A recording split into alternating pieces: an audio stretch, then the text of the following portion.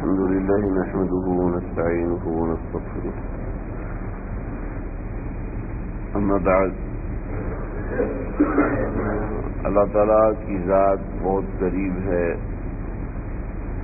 اتنی قریب ہے کہ انسان جب گناہ کر رہا ہوتا ہے اس وقت بھی اللہ تعالیٰ اپنی رحمت سے انسان کو ڈھانپتے ہوتے ہیں۔ چھوڑ دیں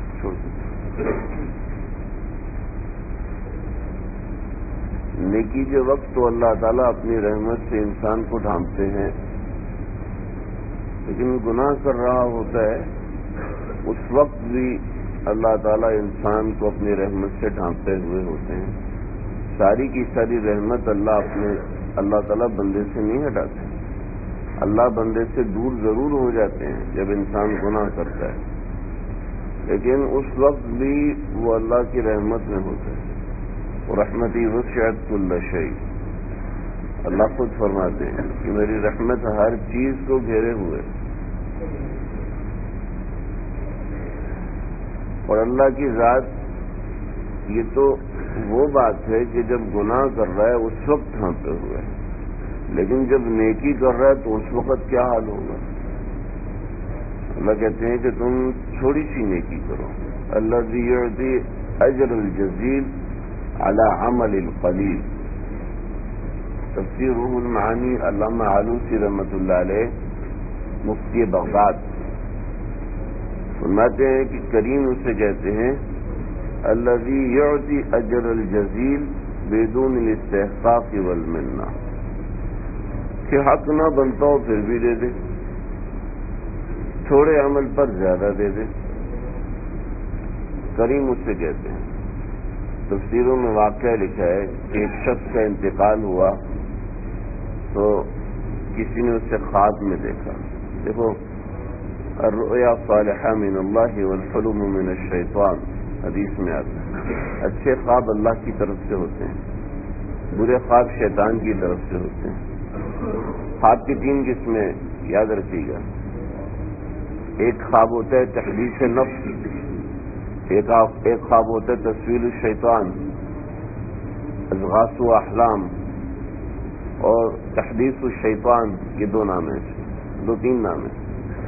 ایک ہے حدیث نفس، ایک ہے تسویل الشیطان، اور تیسری ہے رؤیا صالحہ۔ پہلی قسم تحدیث نفس، اضغاث و احلام، تحدیث نفس اسے کہتے ہیں جو آپ سوچ رہے ہیں وہ آپ کو خواب میں نظر آ جائے، تو دماغ میں کسی چیز کا خطرہ ہے۔ بعض لوگ کہتے ہیں ایک ہی خواب بار بار آ رہا ہے، پریشان کر رہا ہے، اس سے پریشان نہیں ہونا چاہیے، اس لیے کہ کسی خواب سے میں اور آپ ڈر گئے تو ڈرنے کی وجہ سے وہ خواب لاشعور میں بیٹھ گیا، دماغ میں بیٹھ گیا۔ دماغ کا ایک اگلا حصہ ہوتا ہے، ایک پچھلا حصہ ہوتا ہے۔ اگلے حصے کا کہ آدمی وہ کام کرتا ہے جو وہ جان بوجھ کے کرتا ہے، اور پچھلے حصے سے انسان وہ کام کرتا ہے جو انجانے میں کرتا ہے۔ جیسے کسی کو سوئی چبھ جائے تو ہاتھ کھینچتا ہے، سوچ کے کھینچتا ہے نہیں نا، سوچے بغیر کھینچ لیتا ہے، تو اس کو کہتے ہیں لاشعوری عمل۔ کسی کو تکلیف پہنچے تو یہ لاشعوری طور پہ نکلتا ہے نا، لاشعوری طور پہ جو بات نکلتی ہے تو یہ دماغ کا پچھلا حصہ کرتا ہے، جس کو نروس سسٹم بھی کہتے ہیں۔ تو بعض چیزیں دماغ کے پچھلے حصے میں بیٹھ جاتی ہیں۔ جب انسان کا شعور سو جاتا ہے تو وہ چیزیں دماغ میں آنا شروع ہوتی ہیں، اس خواب کی کوئی اہمیت نہیں ہوتی، سمجھے؟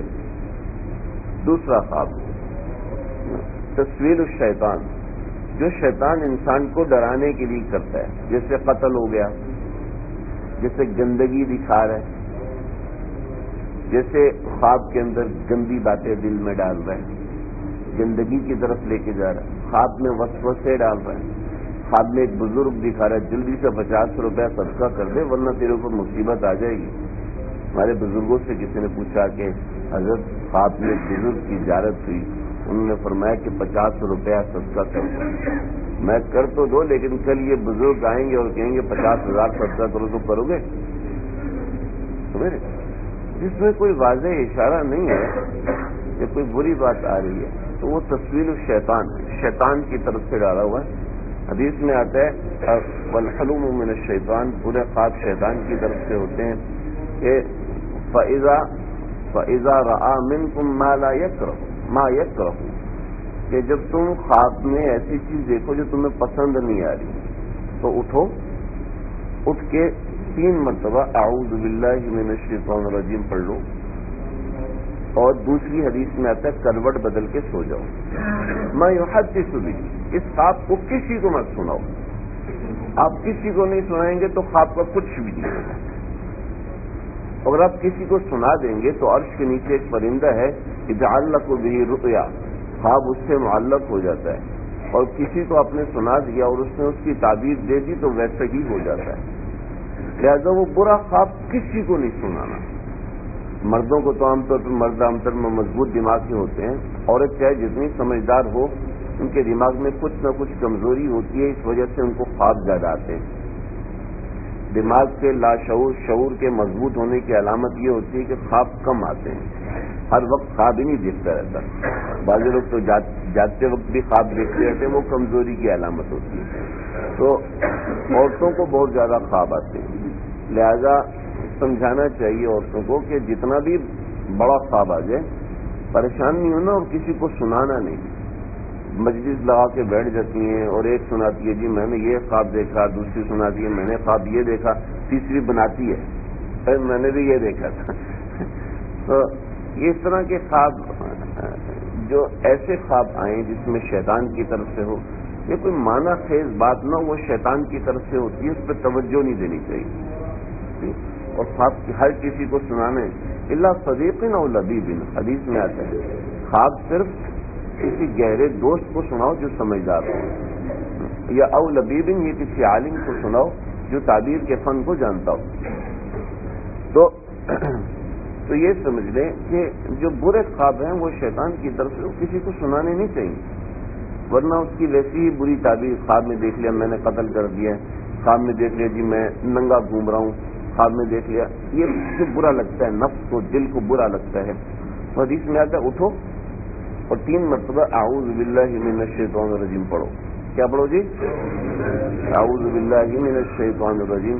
تو دائیں کروٹ سوئے ہوئے تھے تو بائیں کروٹ ہو کے سو، اگر بائیں کروٹ سو گئے تھے تو دائیں کروٹ ہو کے سو جاؤ، اگر سیدھے سوئے ہوئے تھے تو دائیں کروٹ میں بدلی ہو جاؤ، یعنی کروٹ بدلی کریں اور سو جائیں۔ اگر پھر بھی برا خواب ہے، جیسے بچوں کو برا خواب آ رہا ہوتا ہے، تنگ کر رہا ہوتا ہے، تو اس کا ایک اور طریقہ علماء نے لکھا ہے۔ طریقہ یہ ہے کہ اٹھیں، دروازہ کھولیں، بسم اللہ الرحمن الرحیم پڑھ کے دروازہ بند کر دیں، انشاءاللہ بچے کو بھی برا خواب نہیں آئے گا۔ اگر پھر بھی آئے تو تینوں کل 3 بار پڑھ کے بچے کے اوپر دم کر دیں، انشاءاللہ اس کو بھی برا خواب نہیں آئے گا۔ آج دفعہ بچے ڈر جاتے ہیں نا، لوگ کہتے ہیں مولوی صاحب یہ ہو گیا وہ ہو گیا، بچے کو دم کرو اس کے اوپر جن آ گیا۔ ارے کوئی جن بھی نہیں آیا، کوئی جن نہیں، بچوں پہ جن نہیں آتا، یہ اصول سمجھ لیں۔ 15 سال نابالغ بچوں پہ جن نہیں آتا۔ جنات جی ہم نے تو دیکھا ہے ایسے ایسے ایسے، اصل اس کی ماں کے ساتھ مسئلہ ہوتا ہے۔ ماں اگر ناپاکی اور پاکی کا خیال رکھے تو جن کبھی بھی نہیں آ سکتے۔ جو شخص پاک صاف رہتا ہے اس پر جنات اور جادو عام طور پہ اثر نہیں کرتے، کوئی خاص بات ہو تو الگ بات۔ تیسرا خواب ہے اللہ کی طرف سے۔ اللہ کی طرف سے جو خواب آتے ہیں اس میں کوئی نہ کوئی ایسی چیز ہوتی ہے جو دماغ میں بیٹھ جاتی ہے، یہ اس کی علامت ہے۔ دماغ میں بیٹھ جاتی ہے، اس کا مطلب ہے کہ یہ اللہ کی طرف سے ہے۔ بڑے مفتی صاحب ہیں، ان کے پاس کسی صاحب نے السلام علیکم فون کیا، حضرت میں نے 2 مہینہ پہلے خواب دیکھا تھا۔ کہا تیرے دماغ میں بیٹھا ہوا تو 2 مہینے کے بعد پوچھ رہا ہے، اتنا پرانا خواب تیرے دماغ میں بیٹھا کیسے رہا؟ اس کا مطلب ہے کہ تو اس کو سوچتا رہا۔ خواب وہ ہوتا ہے جو دماغ میں خود بخود بیٹھ جائے، اس کی طرف سے کوئی چیز ایسی بیٹھ جائے۔ اور خواب جو ہے اس میں اہم چیز یہ ہے کہ وہ اچھا خواب آ گیا نا تو ہر کسی کو سنانا نہیں چاہیے، انتظار کریں کوئی صحیح عالم مل جائے، کوئی بڑے مفتی صاحب مل جائیں جن کو آپ خواب سنائیں تاکہ وہ صحیح تعبیر دے سکیں، اور پہلے پوچھ لیں کہ بھی آپ کو تعبیر کے بارے میں معلومات ہیں یا تعبیر میں مہارت ہے، ورنہ ہر کسی کو خواب سنانا نہیں چاہیے۔ علامہ ابن سیرین رحمۃ اللہ علیہ بڑے ان کی کتاب میں بے شمار ایسے واقعات لکھے. ہمارے حضرت حکیم الامت رحمت اللہ علیہ کو کسی نے خواب سنایا. نہیں، ان کے ایک ملازم تھے ایاز. تو ایاز جو تھے بیمار پڑ گئے. ایسے بیمار پڑے، ایک دوائی، دوسری دوائی، تیسری دوائی، چوتھی دوائی، 11 مہینے گزر گئے بیمار. حضرت عیادت کے لیے جاتے تھے. 11 مہینے کے بعد پوچھا میاں کیا مسئلہ ہے؟ تو میں کہ عرض کیا کہ حضرت جلال آبادی صاحب رحمۃ اللہ علیہ، حضرت میں نے ایک بہت برا خواب دیکھ لیا. بھائی کیا خواب دیکھا تم نے؟ حضرت خواب دیکھا ہے کہ میں نعوذ باللہ من ذالک نقل کفر نہ باشد، میں قرآن مجید پر پیشاب کر رہا ہوں. بہت برا خواب دیکھا. اس خواب نے مجھے بیمار کر دیا. 11 مہینے ہو گئے، مجھ سے نہ کچھ کھایا جاتا ہے نہ کچھ پیا جاتا ہے، جو کھاتا ہوں الٹی کر دیتا ہوں. ہاں جی، تو میں بہت اچھا خواب دیکھا ہے. اس خواب نے تو مجھے مار دیے. آپ کہہ رہے ہیں بہت اچھا خواب دیکھا. میں کہ بات یہ ہے کہ خواب کی تعبیر قرآن و حدیث سے ہوتی ہے، دماغ سے نہیں ہوتی. یہ جو چیز آپ نے کی ہے اس کے لیے قرآن میں تو یخرج من بین الصلب والترائب، یہ صلب اور ترائب یعنی ریڑھ کی ہڈی کے نیچے سے یہ چیز نکلتی ہے. اور یخرج من بین الصلب والترائب، اس کا مطلب ہے نیک اولاد. اور وہ قرآن پہ گر رہی ہے تو اس کا مطلب یہ ہوا کہ وہ قرآن کی حافظ بنے گی. اور پھر ایسا ہی ہوا کہ اللہ نے ان کو 7 بیٹے دیے، اور 7 کے ساتھ جو ہے وہ عالم دین، بہت بڑے عالم دین بنے اور اپنی دور کے مفتی بنے.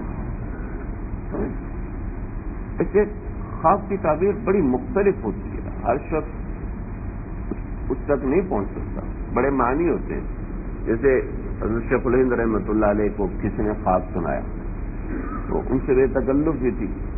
حضرت میں نے خواب میں بطخ کو تیرتے دیکھا ہے. اچھا، بطخ کو تیرتے دیکھا. اگر تم مٹھائی کھلاؤ گے تو پھر بڑی نوکری لگے گی، اگر مٹھائی نہیں کھلاؤ گے تو چھوٹی نوکری لگے گی. حضرت مٹھائی حاضر ہے. قائد اعظم کی تنخواہ 1 روپیہ تھی. قائد اعظم محمد علی جناح ہے، ان کی تنخواہ 1 روپیہ تھی. اور میں کہ ٹھیک ہے تیری تنخواہ 19 روپے کی نوکری لگے گی. حضرت معاملہ تو ہو گیا، اب سمجھا دے کیا معاملہ ہے. بھائی خواب کی تعبیر میں بہت سے رخ ہوتے ہیں. ان رخوں کے اندر ایک رخ ہے حروف ابجد. بطخ کا حروف ابجد کے حساب سے اگر عربی نکالا جائے تو وہ بنتا ہے 19. جیسے ہم کہتے ہیں بسم اللہ الرحمن الرحیم کی جگہ 786 لکھ دیتے ہیں بعض لوگ، تو 786 اس کا حروف ابجد ہوتا ہے. الف کا 1 نمبر ہے، با کا 2 نمبر ہے، جیم کا 3 نمبر ہے، دال کا 4 نمبر ہے، حوض میں ہا کا 5 نمبر ہے، واؤ کا 6 نمبر ہے، زا کا 7 نمبر ہے. تو حروف ابجد ہوتے ہیں. ایسے حروف ابجد جیسے محمد صلی اللہ علیہ وسلم، اس کا حروف ابجد 92 ہے، 92. تو ایسے خواب میں حروف ابجد کے حساب سے معاملہ ہوتا ہے. ہمیں بطخ کو عربی میں کہتے ہیں بختن، با طا قا، اور طا کا حروف ابجد لمبا ہوتا ہے، بڑا عدد ہوتا ہے. وہ کل ملا کے 19 نمبر بنتے ہیں. اور فارسی میں بخت یہ کل بنتے ہیں 12 نمبر. ٹھیک ہے، اگر میں فارسی کے حساب سے تعبیر دیتا تو تمہاری تنخواہ 12 روپے لگتی. اگر عربی کے حساب سے تعبیر دوں گا تو تمہاری تنخواہ 19 روپے لگے گی. تب میں نے کہا کہ تم سے تھوڑا سا مزاح کر لوں، تو میں 19 روپے کے حساب سے تعبیر دی، اس لیے تمہاری تنخواہ 19 روپے لگے گی. اور پھر ایسے ہی ہوا 19 روپے تنخواہ لگی. تو خواب کی تعبیر ایسے خواب ہر ایک کو سنانا نہیں چاہیے. حضرت یوسف علیہ السلام خواب کی تعبیر میں بڑے ماہر تھے. حضرت دانیال علیہ السلام خواب کی تعبیر میں بڑے ماہر تھے. ایسے ہمارے نبی صلی اللہ علیہ وسلم خواب کی تعبیر میں بہت ماہر تھے. اس طرح ابو بکر صدیق رضی اللہ تعالیٰ عنہ وہ خواب کی تعبیر میں بہت ماہر تھے. تمام صحابہ ماہر نہیں تھے. حضرت ابو بکر صدیق سے اما عائشہ رضی اللہ تعالیٰ عنہ نے سیکھا، اور اما عائشہ رضی اللہ تعالیٰ عنہ سے حضرت محمد ابن سیرین رحمۃ اللہ علیہ انہوں نے سیکھا اور پھر یوں خواب کی تعبیر سیکھتے سیکھتے آگے بڑھی. تو ایسے ہر ایک کو خواب سنانا نہیں. علامہ ابن سیرین رحمۃ اللہ علیہ کے پاس ایک صاحب آئے, کہنے لگے حضرت میں نے اپنی چارپائی کے نیچے آگ لگی ہوئی دیکھی ہے, تمہیں بڑے پیسے ملیں گے, تجھے تجارت کر بہت پیسے ملیں گے, تجارت کی مالا مال ہو گئے, اپنے علاقے کا سب سے بڑا تاجر بن گیا. ایک اور آدمی ہے کچھ عرصے کے بعد, حضرت خواب دیکھا ہے اور خواب میں دیکھا ہے چارپائی کے نیچے آگ لگی ہوئی. میں کہ اپنا گھر چھوڑ دو, گھر کو آگ لگنے والی ہے, اپنا سامان وغیرہ سمیٹ لو, آگ لگنے والی ہے. جناب کچھ عرصے کے بعد دیکھا آگ لگی ہوئی. پریشان شاگرد کا حضرت, اس نے بھی چارپائی کے نیچے آگ لگی دیکھی, اس نے بھی چارپائی کے نیچے آگ لگی دیکھی. اس کو آپ نے کہا کہ بڑا پیسہ آنے والا ہے, اس کو آپ نے کہا تیرے گھر میں آگ لگنے والی ہے. حضرت کیا مطلب؟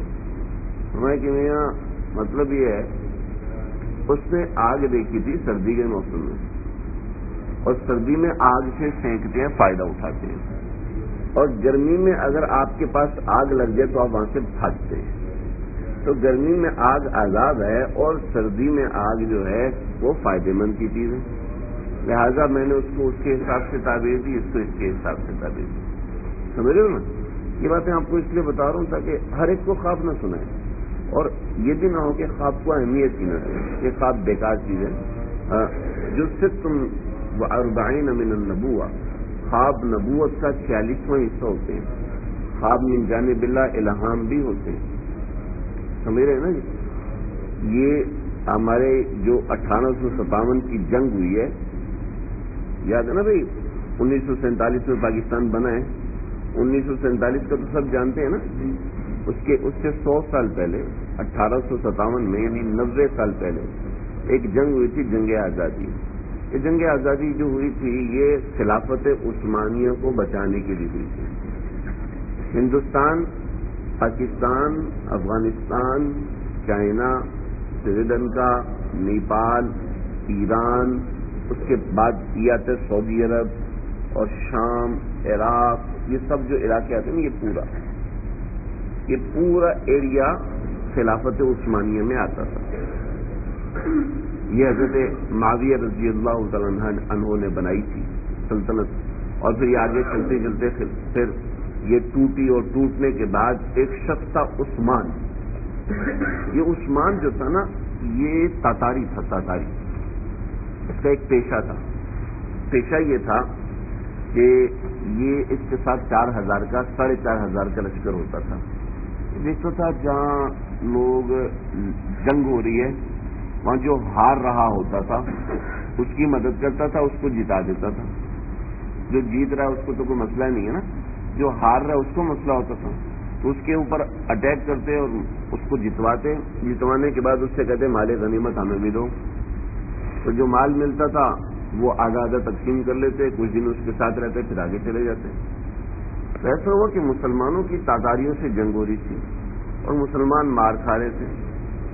مار کھاتے کھاتے کھاتے پیچھے آگے, پیچھے سے یہ پہنچ گئے. اس نے جناب اٹیک کیا اور تاتاریوں کو بھگا دیا. اس کو تو پیشہ یہ تھا, روٹی پانی یہ تھا. چنانچہ اس نے تاتاریوں کو بھگایا. مسلمانوں نے بڑے خوش ہوئے, کہ تمہاری بڑی مہربانی, کبھی مال غنیمت میں حصہ ہمیں دو, کا بہت اچھا ملے گا, آپ ہمارے مہمان ہو. مسلمان مہمان نواز ہوتا ہے, آپ ہمارے مہمان ہیں, آپ ہمارے پاس رکے. نے کہا ٹھیک ہے جی. تو یہ چونکہ حکمران تھا تو اس کو الگ کمرے میں رکھوایا. الگ کمرے میں قرآن مجید رکھا ہوا تھا. اس نے کہا یہ کیا ہے؟ یہ تو اللہ کی کتاب ہے. اللہ کی کتاب ہے, اللہ کی کتاب کمرے میں ہوگی تو میں کیسے سوں گا؟ کہتے کوئی مسئلہ نہیں, آپ سو جائیں. لیکن اس نے کہا اللہ کو تو سارے مانتے ہیں, ہندو بھی مانتا ہے, عیسائی بھی مانتا ہے, مجوسی بھی مانتا ہے, مسلمان بھی مانتا ہے. لیکن مسلمان اللہ کو وحدہ لا شریک مانتا ہے, ہندو اللہ کو وحدہ لا شریک نہیں مانتا. عیسائی کہتے ہیں جی اللہ تعالیٰ اکیلے نہیں, حضرت عیسیٰ بھی کچھ اور ہیں. یہودی بھی اللہ کو اللہ کو الہ مانتے ہیں لیکن وحدہ لا شریک نہیں مانتے. ہم اللہ کو اکیلا مانتے ہیں, اللہ کے ساتھ کوئی شریک نہیں, بس صرف سجدے کے قابل صرف اللہ کی ذات, اس کے علاوہ اور کوئی نہیں. تو مسلمان اور تو تاتاری بھی اللہ کو تو مانتے تھے. مشہور ہے کہ جب مسلمانوں نے تاتاریوں پہ ظلم کیا, جو تاتاریوں کا بڑا تھا وہ پہاڑ پہ چڑھ گیا اور کہنے لگا اللہ تیرے مسلمانوں نے ہمارے اوپر ظلم کیا ہے، اللہ تو ان کے خلاف ہماری مدد فرما۔ جب بغداد میں تاتاریوں کا لشکر حملہ آور ہوا تو اہل نظر نے دیکھا کہ مسلمانوں کے لشکر کے پیچھے کچھ فرشتے تھے اور وہ کہہ رہے تھے یا ایھا الکفر اقتلوا الفجر، یا ایھا الکفر اقتلوا الفجر، اے کافروں کی جماعت ان فاجروں کی جماعت کو قتل کر دو۔ اور پھر مسلمانوں پر جو اللہ کا عذاب فتنہ تاتار کی شکل میں آیا، اور پھر ہمارے آپ کے بزرگ شیخ عبد القادر جیلانی رحمۃ اللہ علیہ وہ اٹھے اور انہوں نے تاتاریوں کو تبلیغ کرنا شروع کی۔ مولانا جلال الدین رحمۃ اللہ علیہ ان کے پاس یہ ایک جگہ گزرے تو تاتاری نے کہا کہ تاتاری کہنے لگا کہ بھئی یہ بتا تو اچھا ہے یا میرا کتا اچھا ہے؟ ان کی نظر میں انسان جانور برابر، تو کہنے لگے کہ مولانا جلال الدین تھانی سری کہنے لگے نہیں، میں ابھی نہیں بتا سکتا کہ میں اچھا ہوں یا آپ کا کتا اچھا ہے۔ اگر میرا خاتمہ ایمان پر ہو گیا تو سمجھ لیں کہ میں اچھا ہوں، اور اگر میرا خاتمہ ایمان پر نہیں ہوا نا تو سمجھ لیں آپ کا کتا اچھا ہے، کہ اس سے حساب کتاب نہیں ہونا، میں تو 13 سال نعوذ باللہ جہنم میں جلوں گا۔ تو جب ان کا انتقال ہوا تو انہوں نے اپنے پوتے سے کہا کہ بیٹا میں تو مر رہا ہوں، تو جانا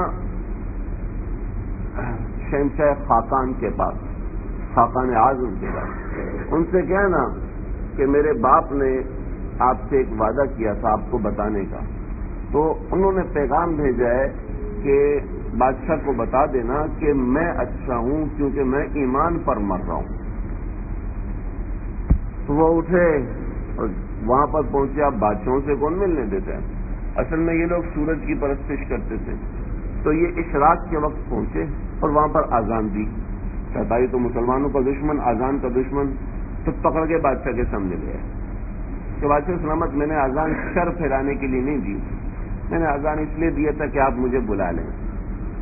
تو میں آپ کو بتانا چاہتا تھا کہ میرے جو دادا ہیں وہ آپ سے ملے تھے اور آپ نے کہا تھا کہ میں اچھا ہوں، وہ اچھے ہیں یا ان کا کتا اچھا ہے، تو انہوں نے پیغام بھیجا ہے کہ میں اچھا ہوں، آپ کا کتا اچھا نہیں۔ یہ اللہ والے اپنے آپ کو بہت حقیر سمجھتے ہیں۔ فرمایا کہ کہنے لگا کہ دل کو چوٹ لگی، کہنے لگا اپنے مذہب کے بارے میں بتاؤ جس کے بارے میں اس کو اتنا یقین ہے۔ تو انہوں نے بتایا، وہ بادشاہ اسی وقت ایمان لے کر آ گیا، وہ تاتاری پہلا مسلمان ہوا۔ اور پھر کیا ہوا کہ اس کے تین وزیر سے، سپاہ سالار تھے، 3 میں سے 2 کو بات سمجھ میں آئی، جو تیسرا تھا کہنے لگا جی میں پیدا ہوا ہوں نا، اس کے بعد سے میں تلوار چلا رہا ہوں، میں صرف مقابلے کی زبان سمجھتا ہوں، اگر یہ مجھے ہرا دیتا ہے تو ٹھیک ہے، اگر میں اس کو ہرا دیتا ہوں تو یہ غلط ہے۔ وہ کہنے لگے کہ آج تو گئے، کیونکہ وہ لئیم شہیم، وہ اتنا بڑے قد کا، اور یہ بیچارے چھوٹے سے آدھی روٹی کھانے والے۔ یہ جیسے ایک ہندو نے مولانا محمود الحسن سے مقابلہ کیا مناظرے کا، تو مناظرہ ہو رہا تھا، تو درمیان میں کھانے کا وقت ہوا تو اس نے اتنا بڑا تھال آیا، اس کے سامنے وہ کھانا شروع ہوا، اور حضرت مولانا قاسم نانوتوی رحمۃ اللہ علیہ اور ان کے لیے 2 روٹی آئی، اس میں سے 1 روٹی کھائی اور باقی دال واپس بھیج دی۔ تو مولانا آج مناظرہ کھانے کے بارے میں نہ کر لیں، کبھی اگر کھانے کا مناظرہ کرنا ہے تو بحث سے کر لو، میں تو آپ سے علم کا مقابلہ کرنا، کھانے میں تو بھینس کا مقابلہ کر لو، ہاتھی کا مقابلہ کر لو، وہ زیادہ صحیح۔ تو اب وہ جائے تو چھوٹے سے قد کے اور ہلکے پھلکے دام تان کے آدمی، بالکل دبلے پتلے، اور وہ جناب بڑا پہلوان، اپنے وہ ایک آدمی جو ہے وہ 50 کا مقابلہ کر سکتا تھا۔ وہاں اللہ سے دعا مانگی، اللہ جی آج اس نے مجھے ختم کر دیا، قتل کر دیا، میری زندگی تو ختم، میرے گناہ معاف کر دینا۔ وہ قریب آیا، اس نے تلوار کا وار کیا اور انہوں نے صرف ایک مکہ مارا، اللہ اکبر، اور ایک مکہ مارا، وہ پہلوان 3 کلباغیاں کھا کے پیچھے گرا۔ اللہ، اور ادھر ہی گرا اور بے ہوش ہو گیا. جب اٹھا تو کہنے لگا یہ جس دین پر ہے مجھے اس دین پر کر دو. تو یہ ایسے اسلام پھیلا. تو یہ عثمان جو ہے یہ رات کمرے میں گزاری، لیکن اس نے کہا کہ جہاں اللہ کی کتاب رکھی ہوگی وہاں میں سو جاؤں یہ میرے لیے ممکن نہیں. قرآن مجید کو اٹھایا، سر پہ رکھ لیا اور پوری رات سر پہ رکھ کے گزاری. جب صبح ہوئی تو پوچھا جی رات میں کوئی تکلیف تو نہیں؟ کہا تکلیف ہی تکلیف ہے، آپ نے یہ قرآن مجید اندر رکھ دیا، میں اس کو کمرے سے باہر نکال نہیں سکتا کہ اللہ کی کتاب ہے، خود باہر جا نہیں سکتا کہ باہر جگہ نہیں ہے، اور میں نے اس کو سر پہ رکھ کے رات گزاری. اب آپ اس کو لے جائیے تاکہ میں کچھ اور سو سکوں. یہ شخص سویا ہے، سویا اور خواب دیکھا. خواب یہ دیکھا کہ میں نے پیشاب کیے اور پیشاب سے ایک درخت نکلا ہے، اور وہ درخت اس سارے علاقے میں چھا گیا ہے، سارے علاقے میں پھیل گیا ہے. یہ میں نے آپ کو بتایا نا. آپ یہاں سے شروع کریں، سری لنکا، نیپال، ہندوستان، پاکستان، افغانستان، ایران، روس، اور پھر سعودی عرب، اور سعودی عرب شام. سعودی عرب یہ تو آج تقسیم ہو گیا نا سعودی عرب، ورنہ شام، عمان، عرب امارات، اور یہ ساری یہ سب چیزیں اس کے اندر. یہ پورا ایریا اس میں داخل تھا. اب پورے علاقے میں یہ درخت پھیل گیا. بہت پریشان ہوا، کہنے لگا جی آپ کے پاس کوئی عالم ہو تو مجھے بتائیں. مولانا سعید رحمۃ اللہ علیہ وہ یہاں پر ہوا کرتے تھے، ان کے پاس لے کر گئے. کہا جی اب میں نے یہ خواب دیکھا ہے، تاکہ بھئی خواب کی تعبیر تو تم اپنی آنکھوں سے دیکھو گے، بس صرف ایک کام کرو. وہ کام کیا ہے؟ کہ مسلمان ہو جاؤ اور میری بیٹی سے شادی کر لو. رات کے قرآن مجید سر پہ رکھنے سے، ادب کرنے سے دل تو بدلی ہو گیا تھا. کہا سوچوں گا، مجھے اپنے مذہب کے بارے میں بتائیں. مسلمان ہوا، مسلمان ہو کے ان سے شادی کی، اور شادی کرنے کے بعد ان کی اولاد میں خلافت عثمانیہ بنی، اور یہ خلافت عثمانیہ نے پورے 1200 سال ہندوستان پہ، پاکستان پہ حکومت کی ہے. سمجھ رہے ہیں؟ یہ جو ایسٹ انڈیا کمپنی لے کے انگریز آئے تھے تو انہوں نے خلافت عثمانیہ کو توڑا تھا. تو یہ پورے یہ ایک خواب تھا، اس کے پیچھے ایک خواب تھا جس میں بشارت تھی کہ آپ کو حکومت ملنے والی. تو خواب ایسے معمولی نہیں ہوتے. بخاری شریف میں کئی احادیث ہیں خواب کے بارے میں. تو اس نوجوان کے بارے میں کس نے خواب دیکھا، میں یہ قصہ سنا رہا تھا آپ کو کہ ما فعل اللہ بک، اللہ نے تیرے ساتھ کیا کیا. تو کہنے لگا کہ فخفت قلت حسنات، مجھے بہت ڈر لگا کہ میری حسنات بہت تھوڑی ہیں، سیئات بہت زیادہ ہیں، ان نیکیاں بہت کم ہیں اور برائیاں بہت زیادہ ہیں. تو ہوا یہ کہ میری برائیوں کا پلڑا بھاری ہو گیا، نیکیوں کا پلڑا ہلکا ہو گیا. تو کہنے لگے کہ فوقع فیہا سرۃ، اس کے اندر تھیلیاں آ کے گری، ٹھپ ٹھپ ٹھپ ٹھپ ٹھپ ٹھپ، اور نیکیوں کا پلڑا نیچے ہوتا چلا گیا، ہوتا چلا گیا. تو میں نے اللہ سے پوچھا، اللہ جی یہ کیا ہے؟ اللہ نے فرمایا کہ ھذا کف تراب القیتہ علی قبر مسلم، یہ وہ مٹی ہے جو تو اپنے بھائی کی قبر پر ڈال رہا تھا، وہ نامہ اعمال میں ڈالنا رہ گئی تھی جو تو نے اس پہ ڈالی تھی، آج ہم نے اس کو پورا پہاڑ بنا بنا کے اس میں ڈال دیا. تو اللہ ایسے کریم ہیں، تو ایک سبحان اللہ پر بھی معاف کر دیتے ہیں، کبھی ایک گناہ پر بھی پکڑ لیتے ہیں. بھائیو اللہ تعالیٰ نا ہم سے بہت پیار کرتے ہیں، اتنا پیار کرتے ہیں، اتنا پیار کرتے ہیں میں اور آپ سوچ بھی نہیں سکتے. میری اور آپ کی ایک ایک سانس کے اوپر اللہ کی 2 نظریں ہوتی ہیں، کم از کم 2 نظریں ہوتی ہیں، کم از کم 2 حکم ہوتے ہیں. ایک ایک سانس کے اوپر اللہ کے 2 حکم چلتے ہیں. اتنی اللہ کی میرے اور آپ کے اوپر نظر ہے. میرے اور آپ کے سجدوں کا اللہ کے ہاں انتظار ہوتا ہے. میرے اور الیہ یصعد الکلم الطیب والعمل الصالح یرفع، آپ کی زبان سے اور میری زبان سے جو جملے نکلتے ہیں اللہ تعالیٰ اس کو آسمان کی طرف اٹھا لیتے ہیں. اللہ نے اس کے پیچھے لوگ لگائے ہیں کہ ما یلفظ من قول الا لدیہ رقیب عتید، تو تم جو کچھ بھی کہتے ہو نا، ہم نے پیچھے صحافی بٹھائے ہوئے ہیں کرامن کاتبین یعلمون ما تفعلون، کہ تم جو کرتے ہو وہ صاف لکھ لیتے ہیں، سب صاف صاف لکھ لیتے ہیں.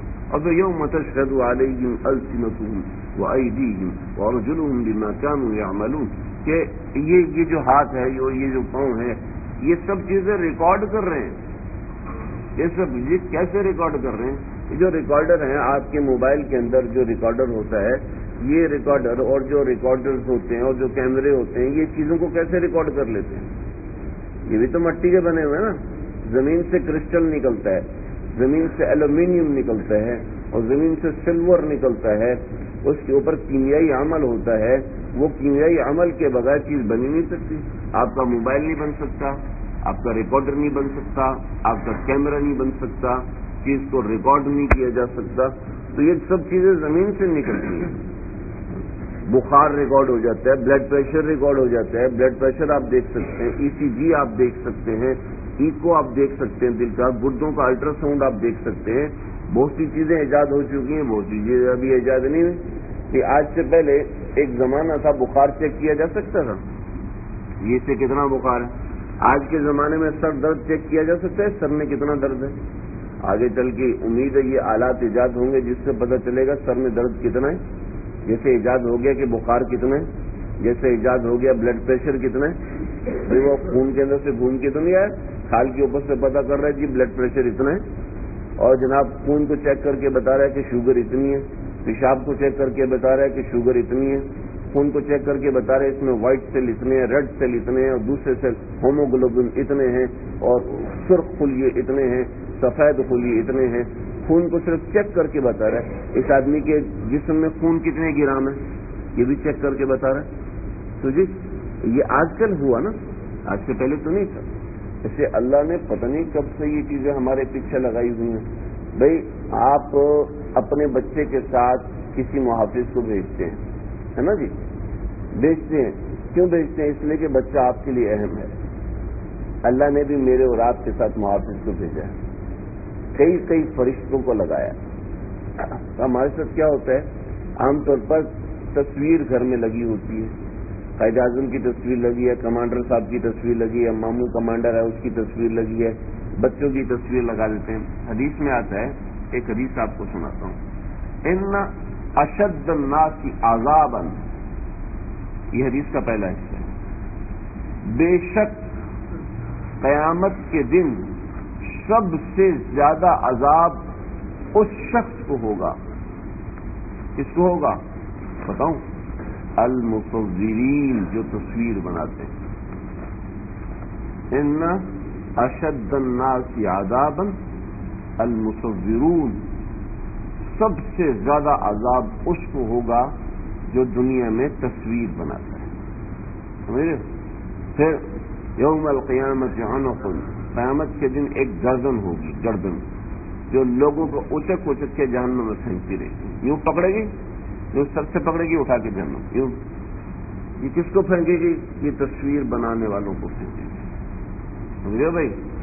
تو بھائی ہم اپنے، یہ تو ایسی حدیث درمیان میں آ گئی، ہم اپنے بچوں کے ساتھ کسی کو بھیجتے ہیں، بھائی تو فلانے شہر جا رہا ہے، اپنے ساتھ کسی کو لے کے جا. تم چھوٹے ہو بھی اپنے چاچو کے ساتھ جاؤ، تم اکیلے نہیں جاؤ. کرتے ہیں نا جی، ایسے کرتے ہیں نا. دیکھو ہمارا بچہ ہمارے لیے اہم ہے نا. ایئرپورٹ پہ جاتے وقت کسی دوسرے کو تیرے ساتھ کوئی جا رہا ہے کہ نہیں جا رہا، ایسے پوچھتے ہیں.